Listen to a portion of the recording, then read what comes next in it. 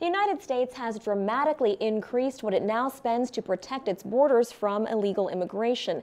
Immigration reform was a hot topic in the 2012 U.S. presidential campaign, and President Obama has pledged to address it in his second term. But immigration is no easy topic for any country. VOA's Jeff Seldin did a profile of one woman who has been in the U.S. for her entire adult life, but still faced deportation to Mexico. I talked with Jeff to get more on her story and the millions of others like her. Let's take a look. Like so many in the United States, Claudia Hernandez wakes up every day, goes to work, and comes home to take care of her children. Only Hernandez is not a U.S. citizen.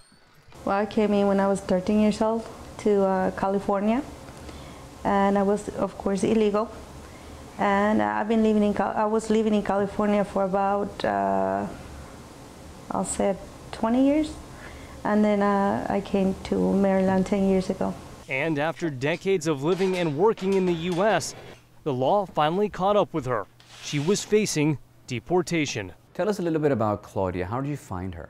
Well, it was difficult because a lot of people who come to this country and they don't come with documentation, they don't want to talk. There's a lot of fear right now that if they start talking, they could end up being turned over to immigration authorities and then they could be deported.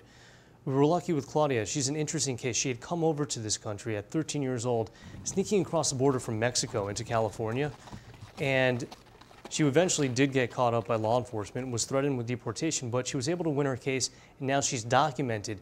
And so she felt free to share her experiences and what it was like going through that process, the highs, the lows, and the uncertainty for a long time. If I was going to be deported, then who's going to take care of my kids? Who's going to see that my daughter goes to school every day, that she's healthy, that she's fine, that she eats, that where they're gonna go to sleep? Now, as a layman, specifically for our audience, international audience, what is going on at Capitol Hill? Because we hear about immigration reform, and then we hear about the study that came out with regards to the amount of money being spent on enforcement. Where do you think Capitol Hill is with regards to immigration reform?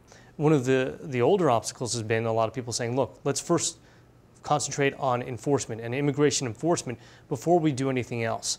So the study that came out recently from the Migration Policy Institute may be putting that to rest and may be providing some momentum to move beyond that. What the Migration Policy Institute found, they looked at the budgets of federal agencies, U.S. agencies involved in immigration and immigration enforcement. With more money being spent on enforcement, deportations have more than doubled over the past decade, according to the Immigration Policy Center, a nonpartisan research group. Groups that help immigrants adjust in the U.S. say there's more fallout.